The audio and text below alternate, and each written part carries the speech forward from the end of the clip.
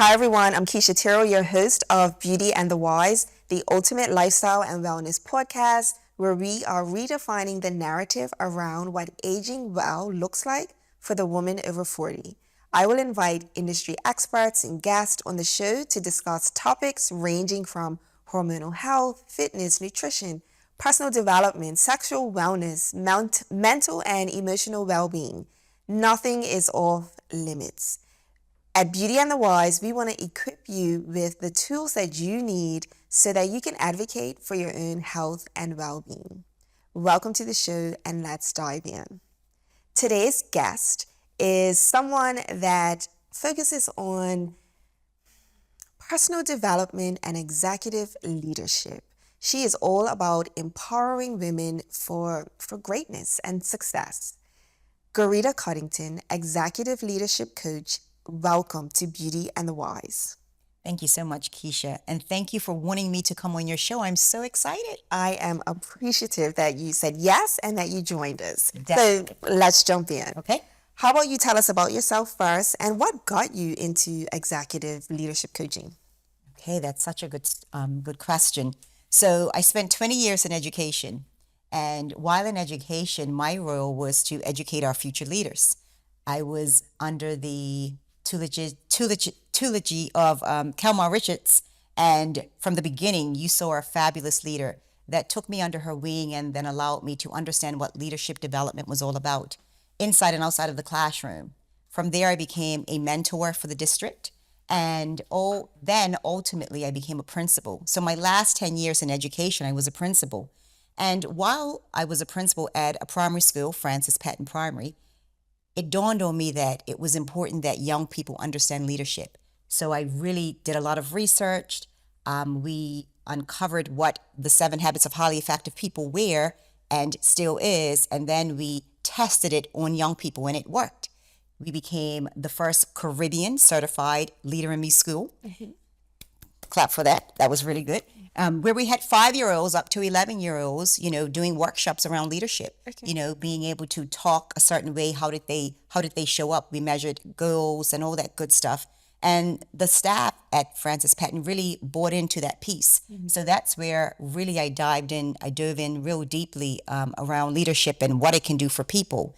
And then I said, if they can do it for a 5-year-old, imagine what it can do for the adults and, mm-hmm. Individuals that want more for themselves. Mm-hmm. So when I decided to make the shift of pivoting from education to the corporate sector, mm-hmm. It will be 5 years come January 6th. That's when it was, how can I now test what I was working on in the education system with leaders, with these corporate individuals. Mm-hmm. And in the corporate sector, you have people that want to be able to drive the trajectory of their career. Mm-hmm. So that was around that leadership development. So I came in asked to build a leadership development department within Bermuda, and then it expanded to outside of Bermuda globally, and we've just grown and grown. So I've had the privilege of training people, coaching people, facilitating workshops, working with young people to develop their career journey, etc. Okay. So can you just dive into what makes executive leadership coaching different from any other type of personal development coaching or any other mm-hmm. personal development program? So when we hear the word executive coaching, that means that you're bringing in a coach outside of the organization. Mm-hmm. That's number one. And executive coaches really deal with what we call high potentials and then C-suite leaders. Okay. So you want those people to come in outside of the organization because there's no bias. They see individuals for who they are and what they bring to the table, and then they go through the whole coaching journey, which is a transformational journey for people. So if we talk about, I'm also a leadership coach. So internally in my organization, I work with individuals who have been identified to take on leadership positions in the future. Okay. And those who want to build their leadership skill set. Mm-hmm. So that's what I do with them. Okay. So why do you think that coaching is particularly valuable for women who are over 40 mm-hmm. at a particular point in their career or their lives? Mm-hmm. How is this type of coaching going to help them? Another good question. First of all, women over 40, we are individuals that have grind our way. I'm thinking of your target audience, and it could be women that are married, women that are single parents, women that are driven in their careers. And I think it's important that by the time we reach the age of 40, we've been through a lot. So it's like pausing to say, what is it that we want to do for ourselves moving forward? And what is it that we want to do to transform our lives? Now, what happens in coaching, what makes coaching different from mentoring or training? Because, I love to, go to training sessions. I'm sure you do seminars and all that good stuff. But with coaching, it actually deals with a different part of the brain where when we go to training, we are mentored, we are told, like a lot of people make a lot of statements. Okay. Now, what happens with our brain is that our brain is not going to always remember what's being told to us. So the coaching aspect comes from a different perspective. That's why it's transformational partnership, because now I'm allowing you to reflect on whatever it is that you want to work on by asking you powerful questions, but allowing you to come up with the answers based on the questions I asked. So when you do that, that part of the brain actually is triggered to want to be empowered to actually make shifts, because it's for you versus me telling you what to do. Yeah, exactly. And I guess that leads into my next point in regards to misconceptions about leadership coaching or just coaching in general. Can you kind of address some of those? First of all, it's easier to mentor than to coach. Very much. Coaching takes time. And what I found is that most leaders are saying, I don't have the time. Like, I can just tell Kisha what to do. Or I would just show Kisha what to do versus, hey, let's sit down in a confidential, safe space. Let's have a discussion and allow you to reflect and me ask questions. So the misconception is people say they're coaches, but I would ask, so what is it that you do with your client or your team member that allows them to develop themselves to reach the goal that they are looking to reach? Versus saying, hey, I did this. Hey, Kisha, I was a teacher. If you're going into teaching, if you're going into education, here's my story. Here's what I did. This is what I recommend. Okay. Yeah? That helps. So how do you approach women, or do you think a woman needs to be stuck before she approaches you? Or like, at what phase, like how do I know I'm ready for coaching in that regard? Like, do I need to get to a point in my career, I don't know what's next, things are uncertain, where should I go? Or I'm on this trajectory and I think, I'm making the next steps. Do I need a coach? Everyone needs a coach. I've learned, and this happened to me really when I decided that I wanted more leadership in education, where it was like, I need someone. I know what I want to do, but I need someone to help me to get there. And it wasn't someone to tell me, it was someone to take me and kind of sit me down and ask me reflective questions, because you need breakthroughs. So to answer your question, especially with women over 40, we've been through so much. Our story is that this is how we do things. And all of a sudden something happens where we are made redundant, or, there's a toxic environment in our organization where we can't be there anymore. So we think when I'm stuck that I need a coach. That happens because people think that they can coach themselves. But when you're stuck, you definitely need someone. But I'm of the mindset that it's something that you should put into your routine every month. Just someone that is not when you have a problem. It's I'm continuing on this journey to be able to want to develop myself and get myself better. Okay. That's what it is. Okay. All right. So, well, then let's touch on different tools or frameworks that you use to help these women. I mean, again, like you said, she's over 40. She's got a career, family, the whole list. What type of tools or frameworks do you help to put in place so that they can kind of relieve or handle the pressure that they're facing while trying to find some sort of whatever balance looks like for them? Another good question. You have great questions today. So first we have our chemistry session. That's where, do you think that Garita is the best person for you? And in that chemistry session, we're looking to find out something about each other. What is it that we can connect on? So it's basic questions about what's your story up to now, right? In this confidential, safe space where we just want to get to know each other. Once it clicks where, you know what? I want to coach Kisha. I hope, and Kisha's like, you know what? I think you're a good fit. Then we go into the tools. The first tool that I use is where we're doing psychometric assessments. Okay. So Kisha feels that I've been doing this for over 40 years. I know who I am. I know what I do. I know what people's told me. But now I'm saying, okay, well, let's get some research tools to find out really what that is. So the first thing that I would love for Kisha to do would be to find out her strengths, right? So some tools we can use Gallup, we can use High Five, we can use all of that. Then I want to talk about, well, Kisha, what behaviors do you bring to the table? The best tool that I like is the DISC assessment. That is something that I love. And that would allow you to find out, like, you know, are you dominant? Are you influential? Are you steady? Are you compliant? What type of person? So think about that along with your strengths and how do they marry? And people have epiphanies when we then go through all of that. One piece that I've added is the emotional intelligence. Now, this is important for us over 40 to remember. It's nice to be the brightest person in the room. That's nice. You shouldn't want to be, but that is IQ.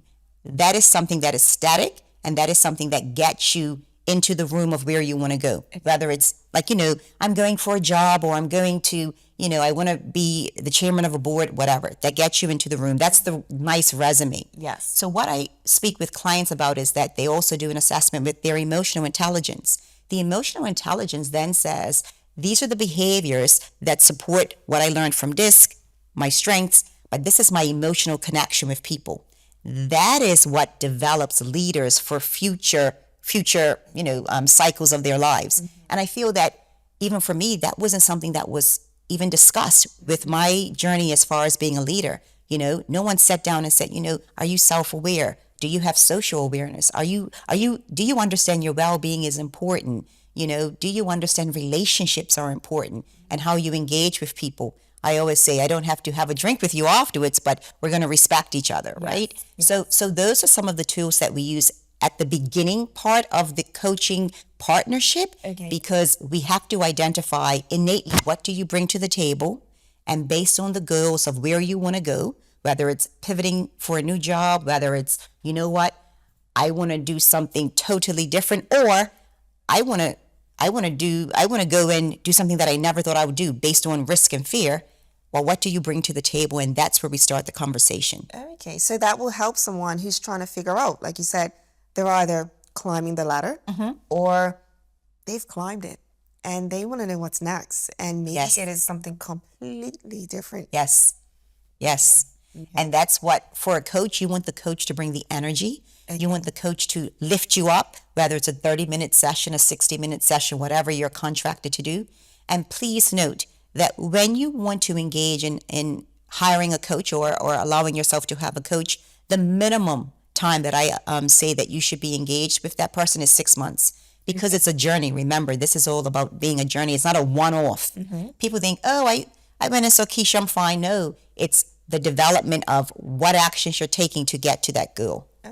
Okay. So, you know, with anything, we're all busy, and that's usually the first excuse that we have. Oh, I'm too busy. I don't have time for a coach. Yes. What advice do you give in regards to, she's overwhelmed. We get it. That's just a given.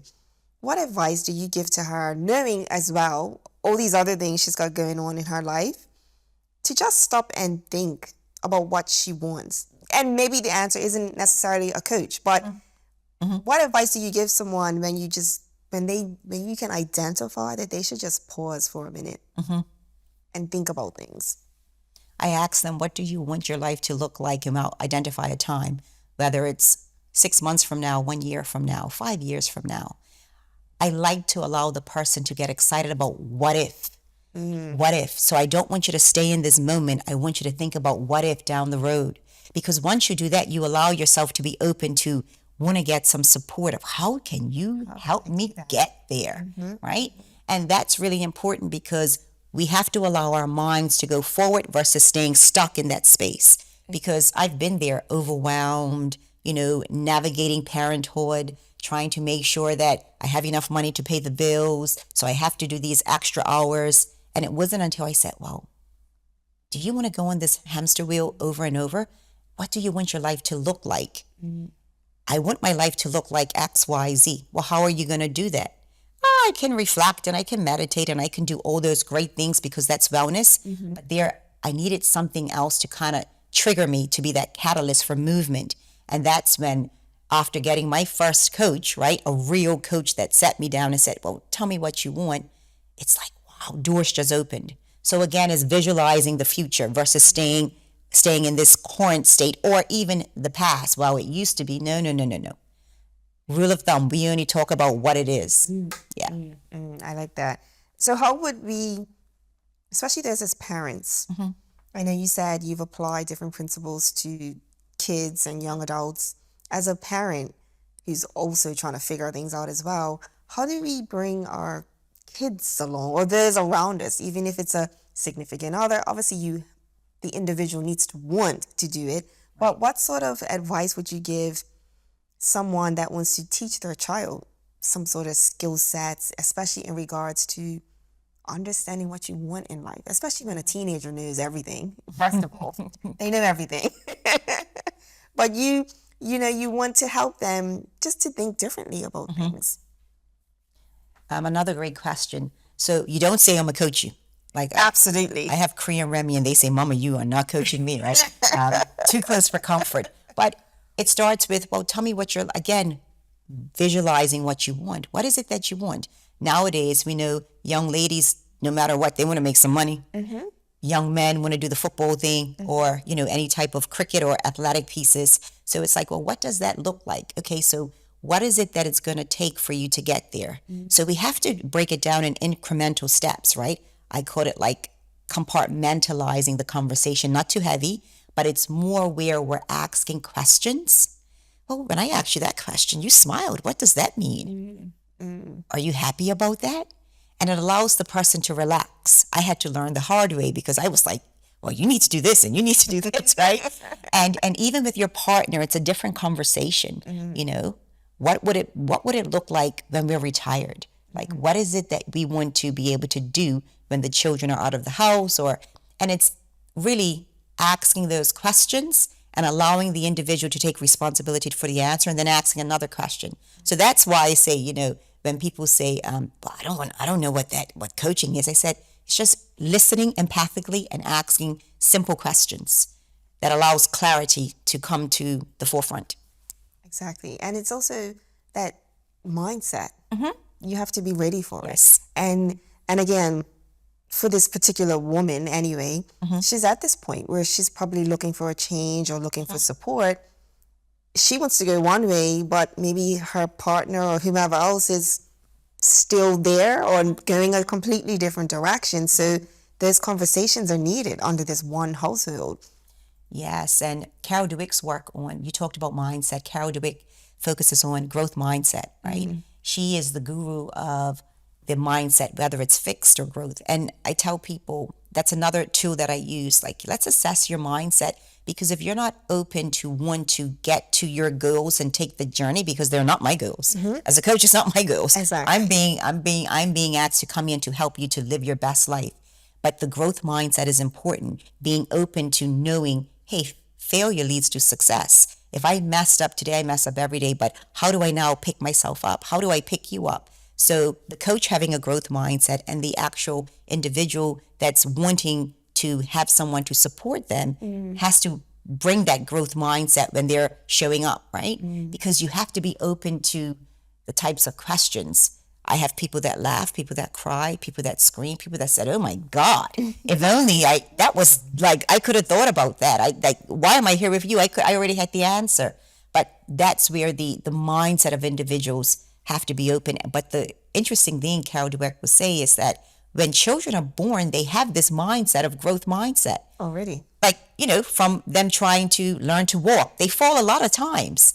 We pick them back up. So what happens when experiences happen, and what are we telling our children or our spouse that allowing them to feel small where they can't even engage in a conversation of what their future should look like? Oh yeah, you're right. Yeah, it happens, and it's real deep if you think about it. So I've learned it's all about how you're engaging. And again, more questions than statements. That's the difference between coaching and mentoring. Yes. I'm not giving you the answers because you're not going to remember. And then we're both going to get pissed off, right? So, yes. Yes. And I guess it, like you said in the beginning, it comes back to that connection. Yep. Like I am coming to the table, you're coming to the table as a potential coach. We need to connect. Yes. We need to connect. When the mindset piece, the everything. Everything. And one thing that's important is that a coach has to be able to know that the client is in a psychologically safe space when they're with them. Okay. Because I need you to be so vulnerable with me. Mm-hmm. I don't need you to think you have to tell me what I want to hear. Mm-hmm. I just need you to show up so we can do our work together. That's what makes it from transactional, helping Kisha solve a problem, from transformational, which is helping Kisha pivot based on her reflecting and me just asking some questions to help her to get to the outcome she wants. And we're not going to get there in the first session. Nope. That's why you need exactly. You need to, have numerous sessions because it's a journey. Again, it's a transformational partnership. That's a journey to get the client to their goal. Emphasizing that is important because people think it's a one-stop shop. I'm not a counselor. Mm-hmm. I don't have any degrees in counseling, but this coaching thing actually works, and the return on investment for individuals is powerful beyond measure. Okay. Okay. And I guess, again, there's various types of coaches out there as well. Can you just kind of break down some of the different types of people you see? I know you talked about it earlier, corporate and students you've worked with, but for the woman that's out there, she might be thinking, I may need to be in the corporate space just to call you, or no. What can they look like? What do these clients of yours look like? They look like everyday people. It just so happens that this coaching terminology is more in that corporate sector because they invest in their people. I see a different conversation versus a government sector, right? Okay. And I think that in government, we have to have coaches on board to help our individuals grow. But it's the everyday people. It's the stay-at-home mom. It's the individual that's maybe she's going back to get some degrees or get some certifications. Maybe it's someone that's preparing for retirement. I love that, right? Mm-hmm. I just finished this course, and within the cohort, you had people coming to the table that coach different people. Okay. Right? And that could be financial coach, retirement coach, career development coach, leadership coach, life coach, a physical coach where it's like the coaching the people at the gym, right? So even when I go to the gym, I call a coach on purpose. I don't call a trainer. I call a coach. Ask me some questions, so I'm accountable. But they show up in different ways. It's whoever wants to change behaviors to get to the ultimate outcome of what they want for their future. Mm-hmm. Anyone is my target audience. Okay. Anyone. Quick story. I was at work and we had this networking event, and I had to introduce and I had to talk about what I do for some of the young people in the business. And this young man, he was just watching me. So afterwards, we were having drinks, and he came up to me and he said, Miss Coddington, I enjoyed what you said. I'm actually doing X, Y, Z, and do you have time for me? Mm-hmm. Can you make some time? Because I would love to really engage with you. And I said, remember, I don't tell you what to do. I ask questions. He says, that's what I need. That's what I need. And he followed up the next day. And after the holiday, I'm going to meet with him. Okay. And this is probably a person in their early 20s trying to figure out, I went to school, I got this degree, but I'm really passionate about this. Mm-hmm. How can you help? Okay. Yeah. Okay. No, that's helpful because, again, like you said, people hear the word coaching and think, I need to be working in the corporate sector. Yeah. Maybe I'm a small business owner, or maybe, like you said, a stay-at-home mom. Yeah. Everybody looks different. Or you want to be a stay-at-home mom. Exactly. Exactly. After grinding for so many years, right? Exactly. Retirement. Well, like you said, that retirement coach, to me, I was like, they have retirement coaches? Okay. Yes. Okay. Yes. All right. Okay, so what's next? What else do we want to talk about? What do you think we've missed or haven't covered? I think that one thing that I want to say to the audience and for the women over 40, take time to pause. Take time to reflect on, this is the journey I've taken thus far. Even me, I just turned 50, right? And it was where part of my 50th birthday was going by myself to Costa Rica, where I had 3.5 days just to pause. Despite where I was in life, I have this great job, I'm so happy, but it was more of, so what do you want the next 50 years to look like? And it's not until we actually stop, allow our brain to refocus and make shifts, because it takes behavioral changes. That's what coaching does. And imploring that people, us women over 40, take that time to reflect and be honest with what we really want. We've been there for our children. We've been there for our spouse, or we've had to leave our spouse or whatever, for whatever reason. But it's about, what is it that you want for yourself, and go for it. And do not think that something's wrong with you, or if you want someone to help you on that journey, whether it's a counselor, whether it's a mentor, whether it's a coach, it doesn't matter. But use the individuals, I call it, use human capacity as a tool for mobilizing yourself to move forward. And that's when you have the courage to really live your best life.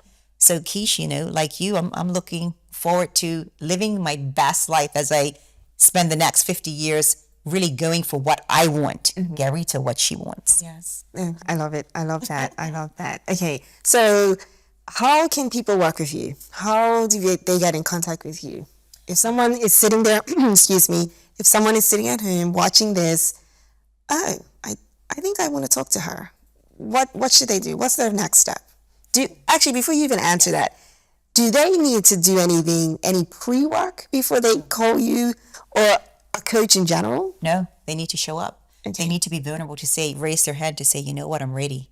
Okay. Right? When the student's ready, the teacher will appear.